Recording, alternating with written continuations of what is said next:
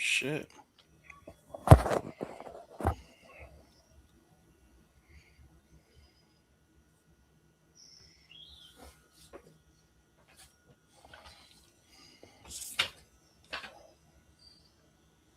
Welcome back to the All Things Sports Podcast. I'm your host, Julian. Joined today with me, I got Ev. You guys know Ev, the champion. We got to give him his respect. That's right. He, That's he right. waited a That's right. long time for this, and I would be remiss to not acknowledge, after not being on for a while, the Knicks winning the 2026 NBA Finals. I know this happened, 3 weeks ago at this point now? But I'm sure for you guys and Knicks fans all over the world, it feels like it just happened yesterday. Still living a fever dream. Talk to me, Ev. What's going on, man? I mean, You a champion. You woke up a champion one day and never looked back. How you feeling, bro?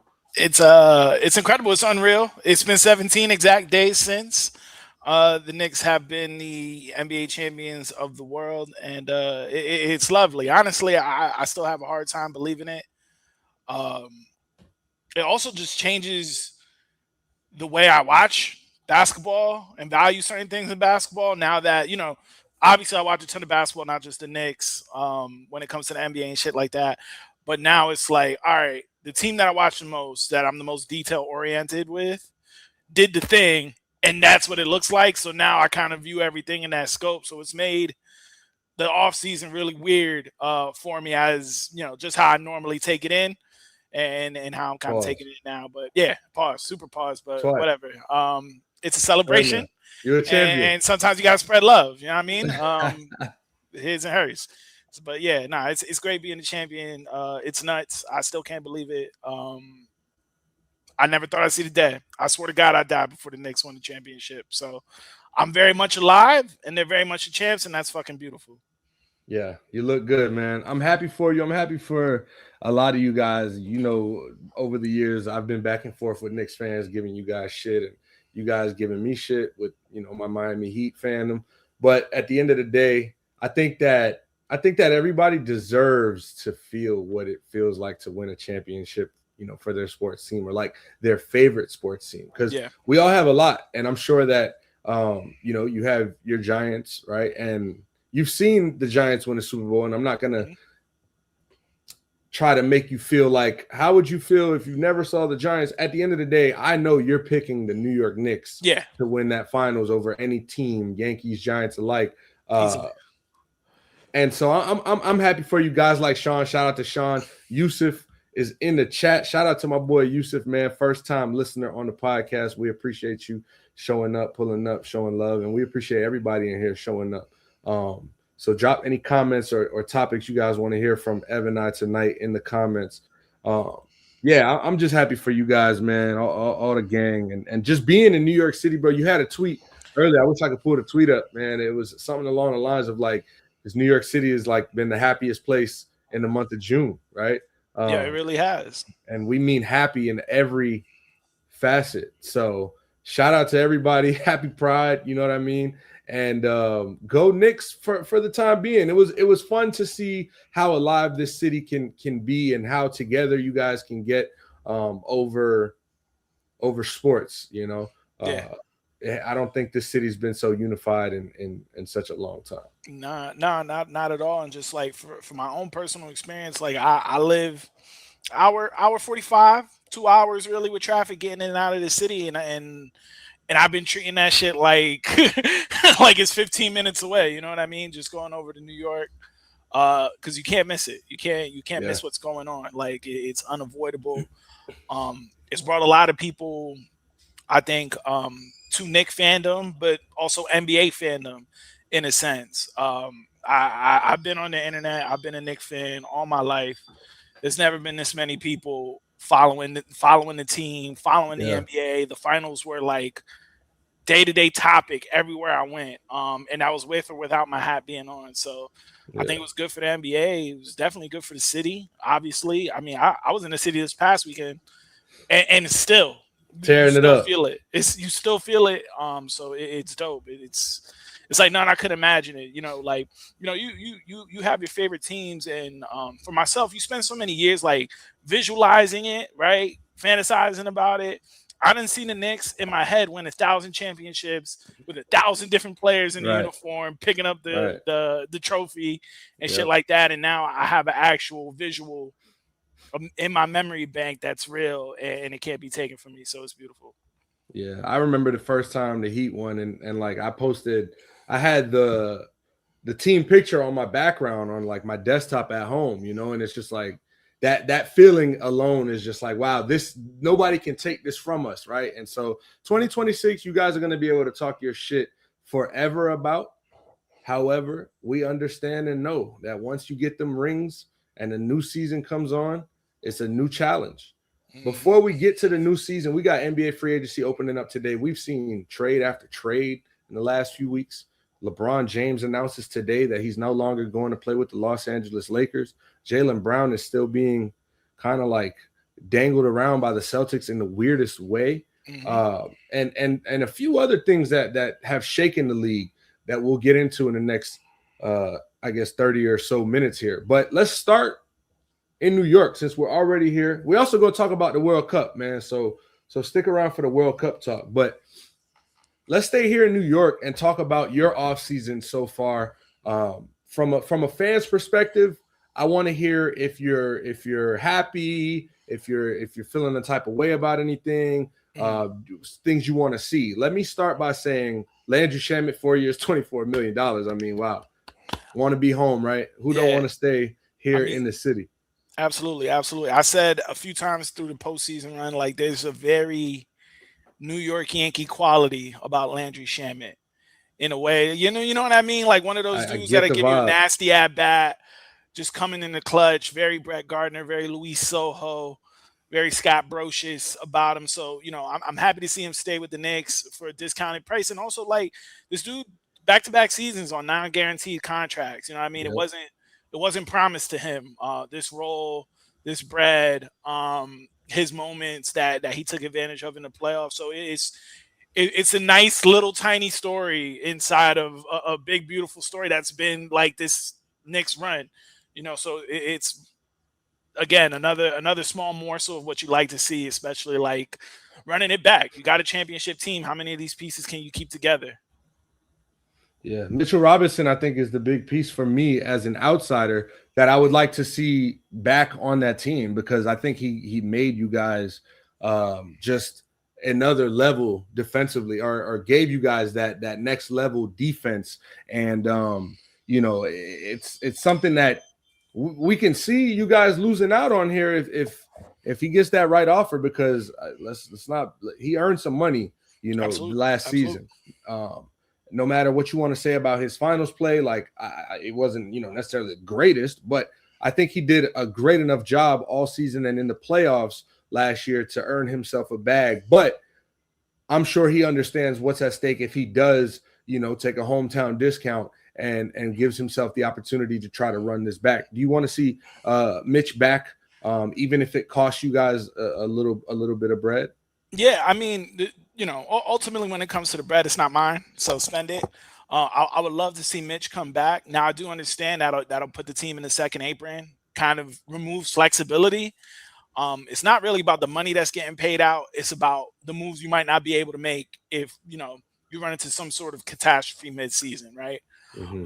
So I'd love to see Mitch back in the fold. I think he deserved it. He played his role, given his very specific role. He played that very specific role to a T. But he's also got the right to want to go and get his bread. And if he's above a low ball offer or a hometown discount, like no hard feelings, champ.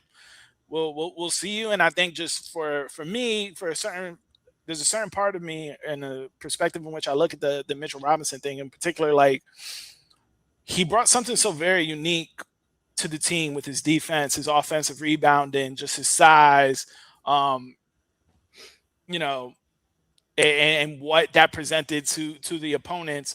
But it also came with its own challenges as well. A hack a Mitch in the second quarter of a game. You don't. It's stressful to go through, but low key, it messed up every other team's offense that was doing that bullshit. But so you didn't love to see it, and some of those challenges that came with it. Um, breaking your hand before the finals Yeah. in a non-court, Yeah. non-basketball activity. You punching things that don't move. It's like, come on, it's lock-in season, and you wilding out. So Yeah. again, and also, I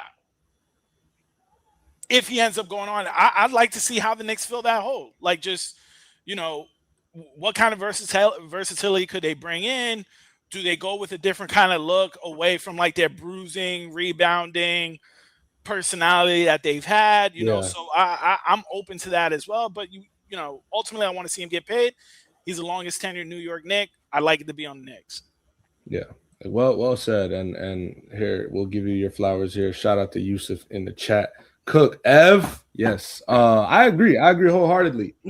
I would a name being thrown out that I forgot about is Kevon Looney. He was like dumped away last year and like hidden in the shed. So it would be nice to see you guys, kind of see what that's about if the Mitchell Robinson thing doesn't work. But hopefully you guys can work that out, because I think that bringing this group and this iteration of the New York Knicks back as much as you can would just help in terms of chemistry, in terms of the vibes that were created, and in terms of trying to chase what no team has done in since Miami and go back to back. Since the Warriors. Since the Warriors. 17-18. 17-18. Sorry. It was it was the finals and finals MVP LeBron James that hasn't been done. So maybe, Jalen Brunson can do something that hasn't been done since Miami specifically. But you're right. Since the 2017 and 2018 Warriors going back to back, neither of those I think are going to happen, I'll say. but that's neither here nor there. We're at free agency is only June 30th, which brings me to my next topic. It is my nephew's 3rd birthday. Shout out to Zayden. Shout out. Happy birthday, my boy Zayden. We love you. Everybody watching this podcast loves you. They don't even know you, but they love you. I want to say first, though, happy birthday to you. Yo, Gabe is in the chat. He said Bron's going to the Heat. Shout out to Gabe in the chat. Bron going to the Heat. We're going to get to Bron in just a second. We got breaking news. Keon Ellis going to the Nets during the pod. Thank you, Yusuf. And also, I wanted to get to this, Ev, right here. Shout out to GZDR for Ev. They are talking about Jaylen Brown trade. Would you trade Jaylen for Embiid? The salaries match. I don't know for which side. If I'm Boston, absolutely not. Obviously, if I'm Philly, I think that's a steal of a trade. Yeah. I don't necessarily think it makes sense for Boston to do that. They can go ahead and sign a free agent. Duren's available. You got guys like Walker Kessler available, and you can still try to trade Jaylen Brown for, something of more value that will be a guaranteed play. But, I wouldn't necessarily try to work with Joel Embiid at this stage of his career if you're asking from like a Boston point of view. But shout out to Felony 2520 in the building. ATS back, talk about it. Shout out to Ray with the shout out to nephew, you feel me?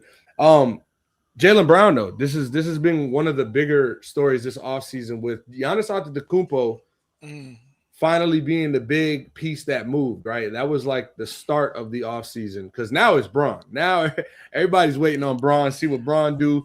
And I love it. I love it. I love a good waiting on LeBron. You know what I mean? Yeah, that's where I feel comfort in the summer. That keeps you on your toes this summer. Yes, exactly. But Giannis Antetokounmpo, knowing he wasn't going to the Knicks or anything like that, I'm sure you weren't losing any sleep about it. But as a Miami Heat fan who has been dreaming of the day Shams tweets Giannis gets traded to the Heat since 2019. It finally happened. This is not breaking news here. However, that's out the way now, and it's set up the league to see where we're going to go from here. Boston wanted to get Giannis. They were willing to trade their finals MVP, their two-way superstar, Jaylen Brown, who got MVP votes, I believe, this past year and put on a clinic sixth all place in season in place of Jason Tatum going out. How do you feel Boston is handling this situation, Ev? 1 and 2, do they have to break up at this point? So I think with Boston, I think they feel as if they're at a crossroads where it's not really about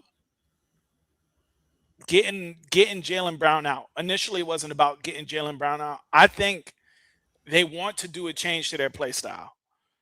They're now the second postseason in a row where their style literally did themselves in. You know, the threes, the Missoula ball, just chuck as many threes as you can. The first look's the best look. Coach of the Let it year. go. Coach of the year, Joe Missoula. I like Joe Missoula, but at sometimes there has to be a recognition within the game. Like, hey, they're not falling, man. Let's go get fouled. And I feel like them putting themselves in the Giannis kind of atmosphere, which, throughout the course of the entire season, before the playoffs started, there was never a question on whether or not the Celtics would even pursue something like a Giannis trade. So it's very much a response to them wanting to change their play style. So Yep. it's like, okay, well, we need to be more of an in and out team. We need to have some sort of presence inside on the paint. What better presence than that is that than Giannis? The issue is that this isn't the first time that they kind of dangle Jalen Brown out there. You could go back to 2017 for Kawhi Leonard before Yep. he ended up on the Raptors. Anthony Davis before he ended up on the Lakers. It's not his first word. Kevin Durant when he asked to be traded in 2022. So there's been several times, and even then, when Kevin Durant asked to be traded out of Brooklyn in 2022, the Celtics were just coming out of a finals, and now he's a Finals MVP. Almost made first team All NBA, ended up second Yeah. team All NBA, carried them to a 56 win record in the regular season without Jason Tatum in a year where many people thought it'd be a gap year of sorts. I never really thought that. I thought they'd make the playoffs. I mean, there's just champions and winners on that team. I just could never see, a not making the playoff situation. And it's Right. like, hey, I'm getting dangled out here again. I'm the highest paid player on the team. I've showed my worth in multiple different variations, right? Mm-hmm. When Jalen Brown was a young boy and he was playing behind Kyrie, Tatum, Gordon Hayward, he waited that out, right? Yeah. Then when it was time his shine to step up, 2022, he was the second best player on that team that went to the finals a little earlier than you anticipated in 2022. 2024, when he wasn't the top build player on the team, he wins ECF MVP, Finals MVP back to back. Yeah. So this is a player that every time he's been kind of put in a situation to prove himself, he's done it. And at some point, a lot of the discourse has been like, well, you got to understand you're being offered for Giannis Antetokounmpo. Right. I'm sure Jalen Brown's looking at it like, bro, Giannis Antetokounmpo hasn't won a playoff series Yep. since 2022. Yeah. What are we I'm a talking Finals about? MVP. I'm an All NBAer. I haven't seen Giannis make nothing shake in April or May in a few years now. So he has every right to be offended. I do think it's more so just Boston trying to change up the play style, try to get a little bit out of that. But I think they're going about it the wrong way because I don't think Brown is the symptom of that play style or the engine of the type of play style that they have. It's the coach, and it's really you tell me how many step back threes you see from Jason Tatum Yeah. in comparison to Jalen Brown. Yeah. They come more from number Yeah. zero. Jalen Brown is not that type of player. He's a He slashing, gets to the midi, attack he the works, he paint gets the guy. hard 2 pointers, which didn't fall in the playoffs and ultimately led to them losing in the first round. But I can understand his frustration and getting dangled again. Is it something that can get fixed? I think so. If you just kind of be like, all right, well, we're not going to trade you right now, and just get to the basketball. Yeah. I don't think Jalen Brown's going to throw away basketball games. He's going to compete. He's going to compete at a high level. He's going to Throw compete away to win. basketball games like Malik Beasley, or like what do you mean? Like in a sense, like Jimmy Butler loafing in around trying to get traded. He's not going to do that. He's not going to do that, right? Once the season starts and it's time to play basketball and it's time to win basketball games, he's going to play, and maybe that could cure some of the ailments that they're having. But they got to get to that point first, Yeah. and he's got to want to get there too. But I totally understand him saying, "Hey, man, come on, like enough is enough." Every time you've kind of tested my mettle as a player, and I've been asked to step up, I've done it every time, no question. and you're still Yeah. kind of dangling me out here for an older player, more injury prone player. For what? You know? Yeah. No, I hear you. And I think that's well said, bro. I totally agree. Um, the only thing I disagree with, I don't even disagree because Boston has the control, right? Jaylen Brown could ultimately force his way out. We see this with superstars all the time, especially disgruntled ones. But if I'm Boston, man, I'm tying my boots up a little tighter and talking to Coach Mazzulla like, listen, you're gonna have to figure this shit out with Jason Tatum and Jaylen Brown. They're gonna have to coexist. And if we don't believe what we do as an offense or as schematically is gonna win us playoff series and ultimately another championship, then figure it out, right? You're the coach of the year. I trust that Joe Mazzulla can scheme something else up. I don't think that he's a one-stop shop as far as him just telling his guys to go out there and shoot the ball all game. So yeah, I look at Boston like, listen, go have a dinner or something and figure this shit out like men. And ultimately, if you can't, and you're gonna have to get what's best value for him. But they're saying like now we're getting disrespectful takes from guys around the league or anonymous GM saying some guys view Jaylen Brown as the 7th best player on the team. Bobby Marks had reported, which I don't want to entertain that. It's never been a case in his career. I've never watched a basketball team with Jaylen Brown. Jaylen Brown came into the NBA best player on the team, and he wasn't the 7th best player. Yeah, he wasn't the 7th best player in his draft class. Like, so, yeah, so I mean that analytic stuff is, some of it has become nonsense. It's kind of all geared to kind of fit whatever it is. Whatever argument is that you're making, I can find a number to back it up.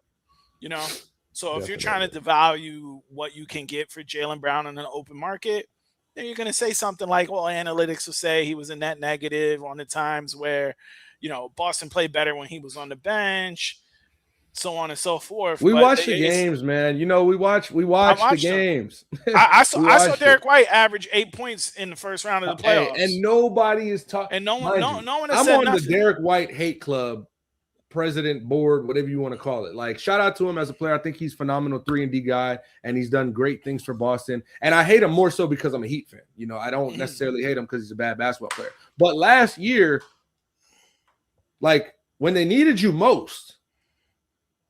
So he couldn't hit threes throughout the course of the season, and then he couldn't hit them even worse come playoff time, and that's someone who you can get value, right? Yeah. The analytics will back this up falls back like on Jaylen Brown. It's crazy. Yeah, so, like you could reorient the team and still keep the two cornerstones. Exactly. Jaylen Brown and Jason Tatum are cornerstones. You guys need front court. You need big men. You need front court, and so I'm going to let this situation play a little more because I am very intrigued to see what Boston does and how they try to mend this ultimately, or see if they just go and or say, hey, you guys only want to give us 2 first-round picks, take them, and like who gets lucky from that. We saw Portland getting Ja Morant and now saying they're not going to go after a guy like Jaylen Brown. So I'm not too sure what his future holds. I think he should stay in Boston. But what I'll do is I'll wait that off. I'll give that a little bit. We'll probably have another episode where it's going to be some breaking news on Jaylen Brown. As of right now, I want to gear the focus back to Giannis Antetokounmpo because I know this happened a few weeks ago, and I know that LeBron James now is possibly the next member that the Heat want to go after. Because we just signed Tim Hardaway Jr., by the way, 1 year, $6 million deal, $6.5 million deal, which I think is a great deal for veteran shooting, a 3-and-D guy who can be streaky and didn't play great in the playoffs last year with Denver, but I think Denver's born in the Miami Heat franchise.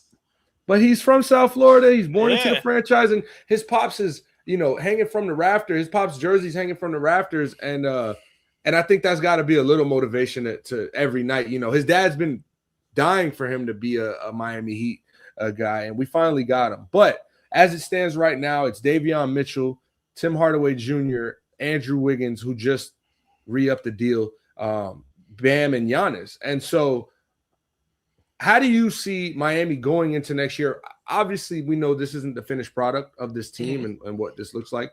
Do you think we have a chance at Bron? And also, let's start with that. Do you think we have a chance at Bron? I don't know. Like I don't. I like my senses tell me LeBron's been looking and eyeing going to Golden State Warriors, just kind of doing like the old man team over there, kind of one last ride, right, with Steph Curry and Draymond, and if they could get Anthony Davis, whatever it is that they could figure out. I personally feel like that's what he's been looking for. Um, a fit in Miami. I know it ended weird for him in Miami last time, coming off that finals loss in 2014, and just and a little bit, Pat Riley's a ornery old guy and kind of gave him a few shots on the way out the door. Yeah. For LeBron, and LeBron holds to those, and I don't believe the same sentiment that existed in Cleveland that led to him ultimately going back to Cleveland in 2014 exists in Miami, even though that's where he won two championships, two MVPs, kind of solidified himself as an all-time great. Had, I think, three of the most efficient years in all of humankind. Was just Miami Heat. LeBron was a spectacle on his own, right? They were the Heatles. That was a real thing. So I don't know what the chances are of LeBron going into that type of situation. I don't know how much he might want to share a locker room with Giannis. And I'm not saying Giannis is a bad dude, but it's been a little tricky for Giannis the last few years, right? With some people coming in and some people coming out. And I don't know if LeBron wants to bring his own sideshow into that show as well. And that's, before we get down to the basketball and where the shooting's going to come from and who's handling the rock, even though LeBron, he freaking gave up the rock to Austin Reeves this past year. So, you know what I mean? Like he could give it up to LeBron, to Giannis. To Giannis and Bam. But in a sense, but I just don't know where he sees himself fitting into that. So I can't really foresee him in Miami. For me personally, obviously, it'd be like a dream because it's LeBron James 1, right? And yes, he's 41 years old. Yes, he's past his prime, but this is a guy who, one, is forever going to be a playoff riser. And we need playoff risers on this team. We need guys who can handle the rock and guys who can play make to add to this team. Obviously, shooting as well, but that comes with guys like LeBron and Giannis being on your team. You'll find that, no problem. I wanted to just point out this tweet that I have here pulled up. Shout out to Ethan with 5 Reasons Sports. He says, for those concerned about the Heat or how the Heat numbers look, it's not July 6th yet, because today we gave, $6.5 million of, the little bit of money we had left to LeBron, to Tim Hardaway Jr., but it's not July 6th. The Giannis trade has not been announced in full yet. Right? And yeah, we are definitely going to see maybe another team or maybe even 2 teams added into this deal, and things will be worked out around all the financials. I have ultimate trust in Pat and Andy Ellisberg to work those numbers out the way we need them to in order to get who we're trying to get. And on the LeBron front, obviously I could see this being just, a big headline and him going to Golden State and playing with a guy named Stephen Curry and his friend Draymond Green. That's like the easy answer for me. But LeBron James has, Yusuf's talking about the trade here. It's going to be expanded as, and LeBron James has the opportunity to be the point guard, to go and play I'm sure that's his favorite position in basketball, to be the quarterback, to be the main facilitator of a team. And you're talking about surrounding yourself with guys like Giannis Antetokounmpo on the court. We know we heard stuff off the court, like you said, but he loves Bam Adebayo as a competitor, as a teammate, played with him at USA. Andrew Wiggins is the ultimate teammate. He's gotten that praise from a lot of guys in his locker room. And then, when you get Bron, you hear names like Klay Thompson, you hear names like, hey, is Zach LaVine going to get bought out as a Rich Paul client, a clutch client? Can we maybe try to work something out there? Again, once you hear LeBron James and Giannis on the same roster, you're going to be able to get guys at deals that you never imagined. So there is a realm where I can see LeBron James joining Miami once again and just kind of like maybe closing out his chapter properly, trying to go for that fourth ring in franchise history. But at the same time, this is LeBron James. This is the biggest commodity of free agency. When we thought it was going to be Giannis, it's still LeBron at 41, which is amazing how he steals the show.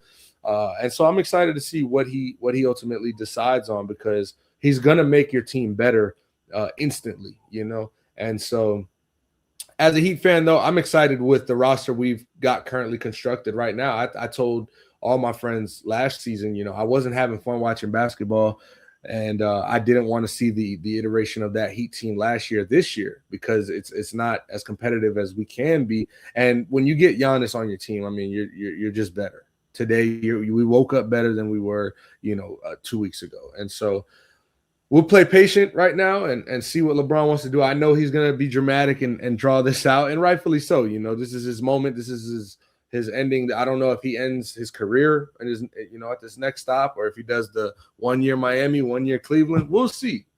But for now, LeBron James is leaving Los Angeles. Luka Doncic and Austin Reeves have now taken the reins, and they're expected to sign Sandro. Just call him Sandro. Mamu. Thank you, brother. Thank you. Yeah. So let's get into more interesting free agents. Did you have anything else on the LeBron front? No, just on the LeBron front. If by chance he is to end up in Miami, that'll make him formidable. And like you said, you mentioned playoff risers, and that's specifically what the Heat have been missing since Jimmy Butler left. Is that guy who's gonna, you know, kind of take you over the top in the playoffs. They managed to get in. They got in last year. They lost in the play-in. This year is because they didn't have that guy who's just like, all right, I'm going to take us home today. And for as good and as versatile as a player Bam is, he's just not that guy. That's not in his game. So getting someone like Giannis, who that's in his game, getting someone like LeBron, that's in his game, you know, can get the Heat back in a more competitive place. The Heat are never going to be a bottom of the barrel team. They're never going to be a tanker. They're never going to be, you're not going to come and run over the Miami Heat, right? That's not going to happen. But can they get back to that level of, if you have to see us for 7 games, you shouldn't feel great about beating us 4 times. And that's what they've been really throughout the 20s. You know, in the Jimmy Butler Bam era, is they were never like the ultimate regular season team, right? I think even the year that they were the 1 seed, it was only like 50 wins or 51 wins. It wasn't a ton of wins. Right. But when you have to look at them across the court 7 times in the course of 2 weeks, they were tough because they had those guys that could take them over the top. So getting someone like Giannis makes them real scary in a 7-game environment if they could fill out everything right. And if Giannis could last the whole season, because again, that's not something we've seen in a while. It's not, but I do believe that there's a bit of dramatic effect there, and the dysfunction in Milwaukee over the last couple of years has led to him not even wanting to be on the court. And I wouldn't question his competitiveness. I think that he just like, y'all boys got to get this shit together. Like, come on, bro. I'm not gonna put myself out here with Kyle Kuzma, Malik Beasley, and these guys, and just. We saw how bad it got. I'm running pick and rolls with Ryan Rollins. You know what I mean? You know, and like I think once, obviously trading Drew was a key factor, but like when they fired Coach Griffin after the start they had a couple years ago and just went in the route of Doc Rivers, and then I heard Doc Rivers talk about the Bucks owner called me and was like, "Yo, I'm going to hire you," and he's like, "What?" And it's like. He was it was a bad thing all along. Yeah, you know, it was a bad thing all along. So and there's over there's now. A little bit of like a messiness, like a front office messiness that having someone like Giannis covered up. You know what I mean? Yeah.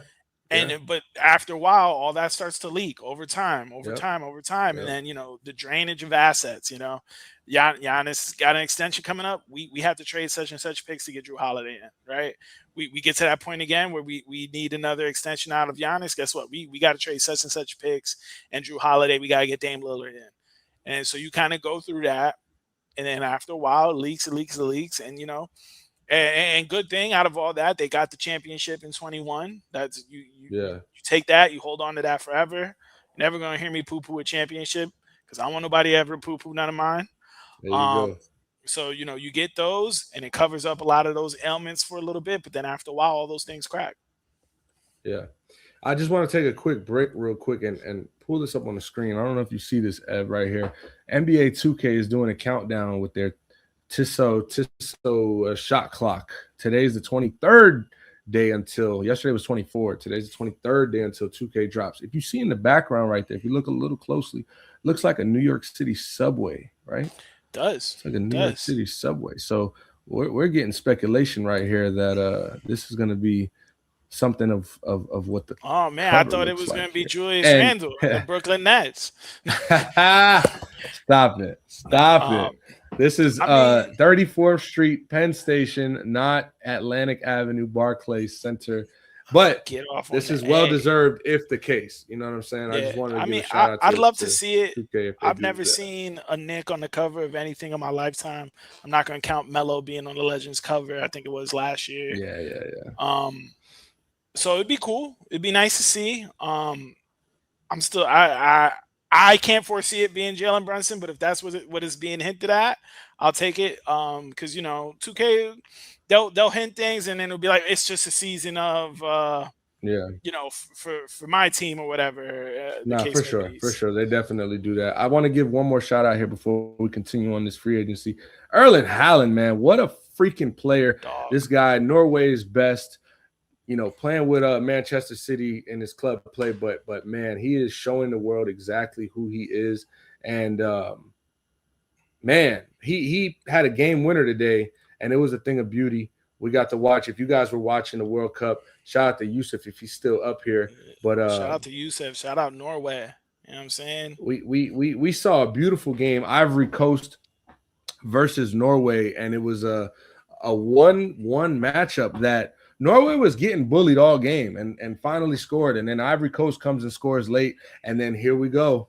Erling Haaland, if you had that anytime goal scorer with Mbappe, Haaland on the parlay, and you got Messi coming up on, I think, Thursday, if I'm not mistaken, boy, you're looking good. You're looking good, bro. So shout out to Erling Haaland. I just had to throw that out there before we really, really dive into more of that World Cup. But back to NBA free agency. We got to beat the 2K cover curse now. That is true. That Is is there a true. curse? Is there a curse? What's the I, curse? I let it know the rock. Madden Let it curse. rock. Let it rock. Let it rock. Ev. Let it rock. Ev.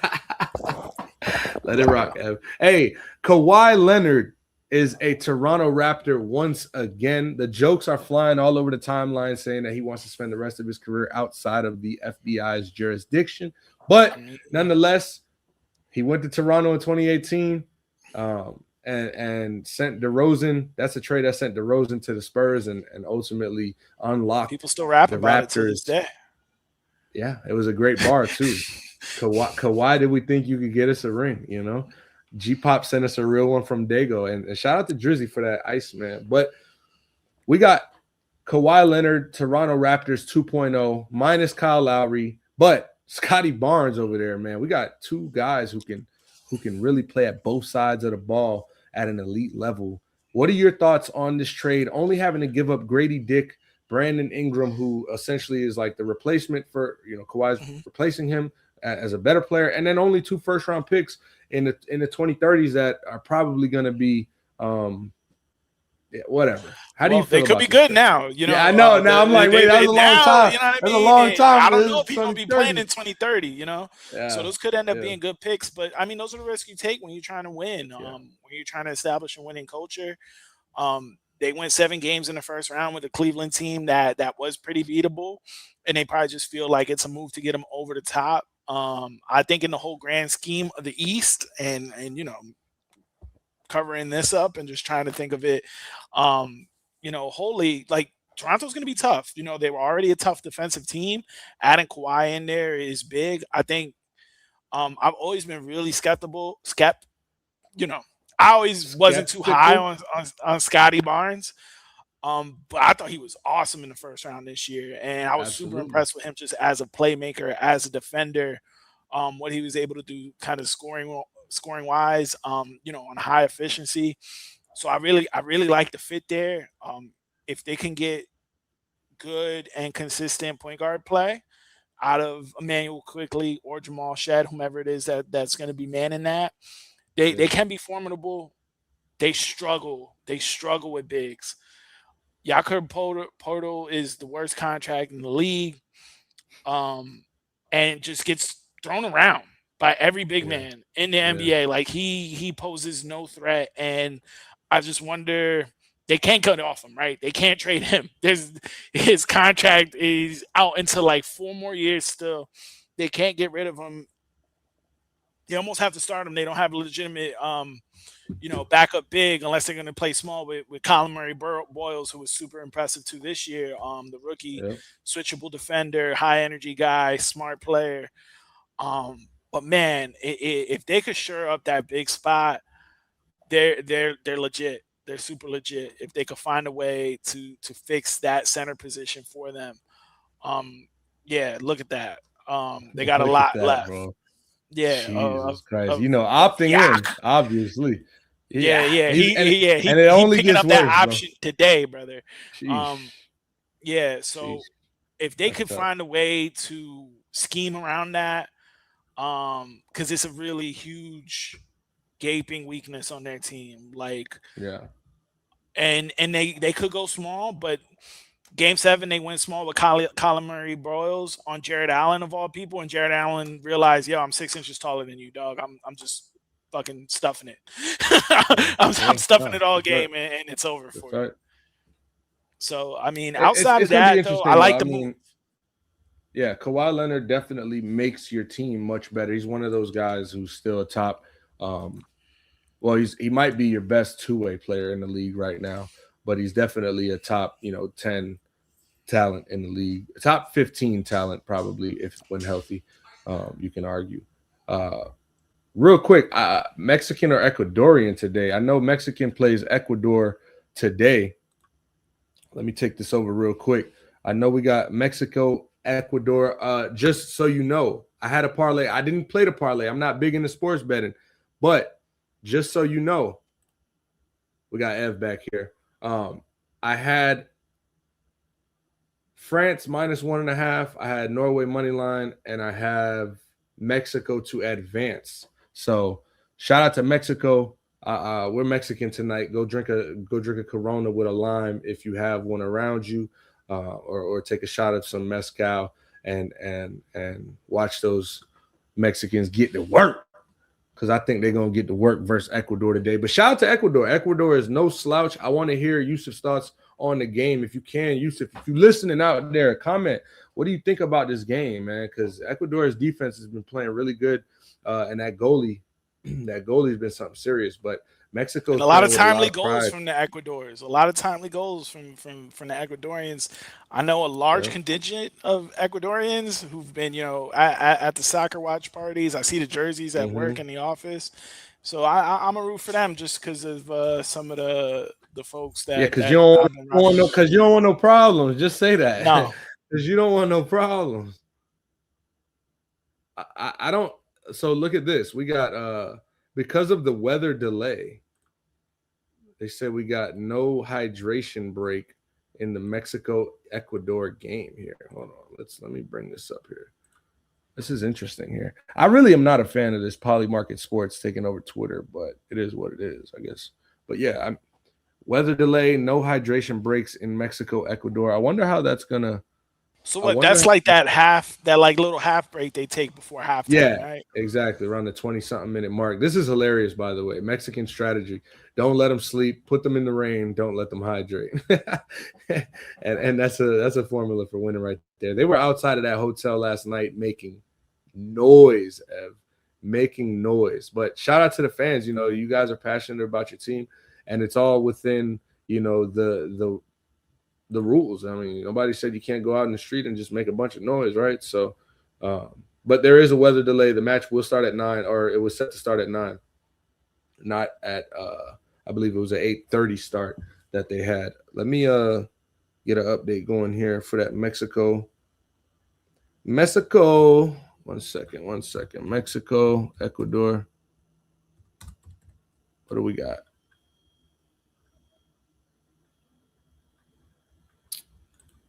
Oh, all right. So apparently it's gonna start at 10. I think it's gonna start at 10 o'clock now because that weather looks crazy. So as of right now, if I'm not mistaken, please somebody correct me if I'm wrong, but if I'm not mistaken, this game is yet to start and they are on a weather delay, which is good. And I'm thankful for that because I'm sure a lot of people's attention would be more so diverted to the World Cup than the All Things Sports podcast. But we're here now, right? And shout out to everybody again. Once again, if you're listening live, if you tapped in on a rewatch, appreciate you. We appreciate the listen. You guys go ahead and subscribe to the channel, like the video, and all that. Yusuf said he got Mexico winning in penalties. He said, I'm a hater, but I want him to beat England in round of 16. We can both make the quarters. He's talking about the U.S.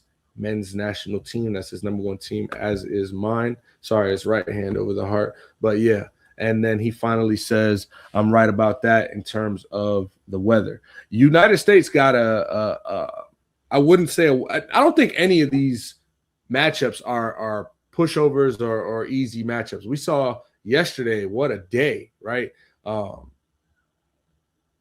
Germany, nobody was expecting Germany to lose to Paraguay, especially in PK. And then that middle game was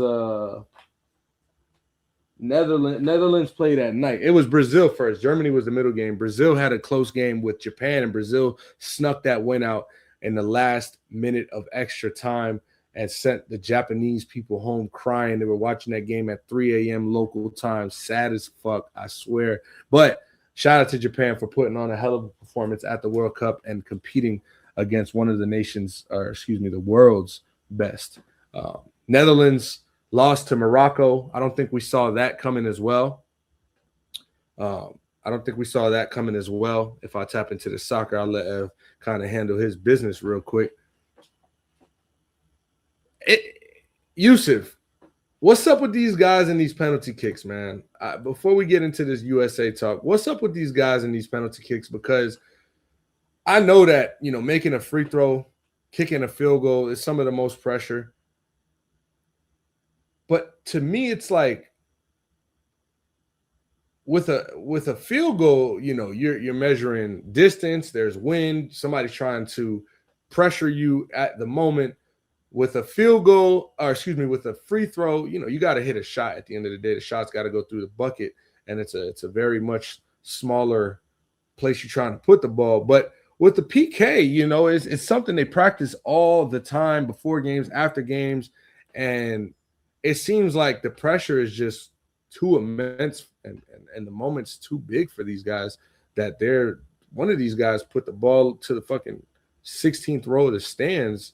And I think that's understating it. But, man, it's got to be a pressure to kick a PK. That was one of the worst penalty shootouts I ever watched. It was pretty bad. Let's go back to this comment right here. Tyler Adams, huge Knicks fan. He's got to be the McHale of the group saying 0-0. And that's a great point you made because this round of 32, we thought Bosnia, would be like, this is going to be sweet. It's not going to be sweet. I promise you.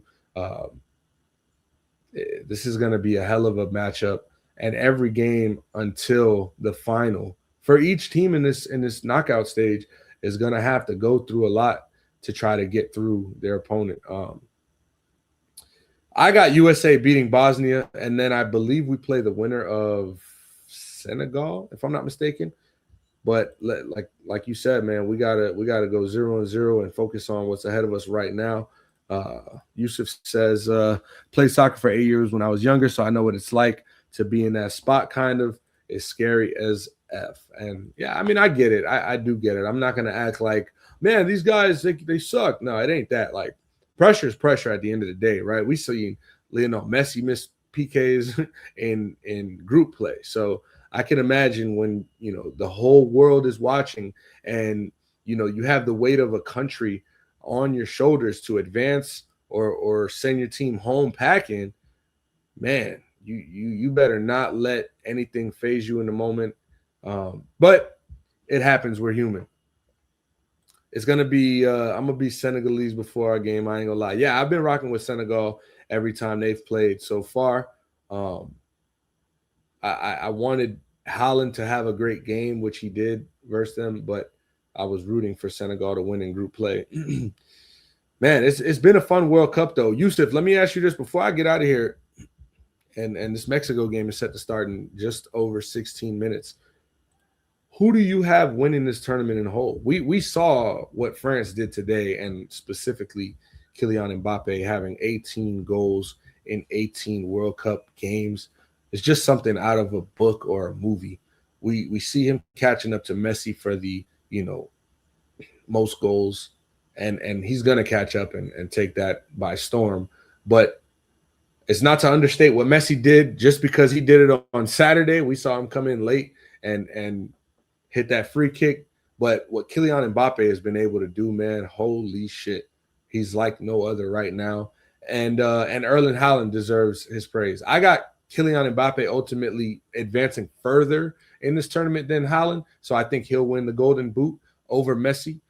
But it's going to be such a fun thing to see these three teams. Shout out to Norway for winning their first knockout stage win in the World Cup ever. He said, okay, so before the tourney, I had Spain, Yamin. But now, since they're dealing with injuries, he said France is too good right now. And I think it's about almost 70 people in this live right now. And I think a lot of them, at least the ones that are watching the World Cup, agree with you. All right, Yusuf, we getting better here. We breaking shooter news. Luke Kennard to the Suns. I like that. I mean, hey, I don't know how much better the Suns are gonna be this year. Jalen Green, Dylan Brooks, Devin Booker going to number 15, back to that college freshman year number. And now they got some shooting here. I wanted Luke Kennard on Miami. I'm not gonna lie to you, but I still would like to go after a guy like Duncan Robinson and bring him back home. Man. So, yeah, we got this Mexico-Ecuador game. I don't want to hold you guys up. Just under 15 minutes here. We'll start that. It's going to be at the Mexico City Stadium. If anybody has anything they want me to cover, talk about, any questions, now would be the time, I guess, before I head out of here and leave you guys. It's been a fun little, just under an hour, chopping it up with you guys, and I appreciate everybody that's tapped in so far. Again, follow us on Twitter at ATSPOD, on Instagram at ATSPOD official, and subscribe to the YouTube, like the video, share the podcast with a friend. Let them know if I suck. Let them know if you like me. Just let them know something. Just want to say thank you to Ev. Ev was able to join us. And anytime I get Ev in studio, it's a fun and concise episode. Shout out to Ev. He knows exactly what he's talking about. And he's never going to bullshit you guys with how he truly feels with anything. So shout out to that. I think that wraps up the show. I think we had a pretty good, fun show. We're going to wait for this Jaylen Brown and LeBron James update because, man, keep those Shams notifications on. It's going to happen sooner than later. And we're going to have a hell of a season, 2026, 2027. As we get closer to football season, I want to say I'm going to start breaking down divisions. So we'll start doing, our weekly division breakdown, or probably bi-weekly division breakdowns. But look forward to that. And we'll see how football season shapes out after the draft and what it was in free agency. So anybody that's in here, man, appreciate you guys. Yusuf, I'm a Colts fan, bro. We'll save that conversation for another day. Shout out to Daniel Jones. You guys gave it to us, and we made the most out of it.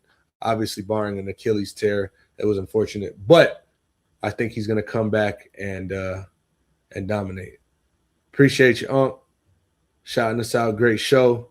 He said I'm all over the place. I knew it was going to be random ass team. How'd I know? Hey, like I said, we'll have that conversation. I got my reasons. Shout out to Peyton Manning. Shout out to Reggie Wayne from the U. Shout out to Edrin James from the U. I've been loving the Colts since as long as I can remember 2003, 2004. But yo, that's it. All Things Sports Podcast. Today's Tuesday, July 30th. Shout out to my nephew. Happy birthday, Zayden. We love you. Shout out to everybody in the chat. I love you as well. Have a great night.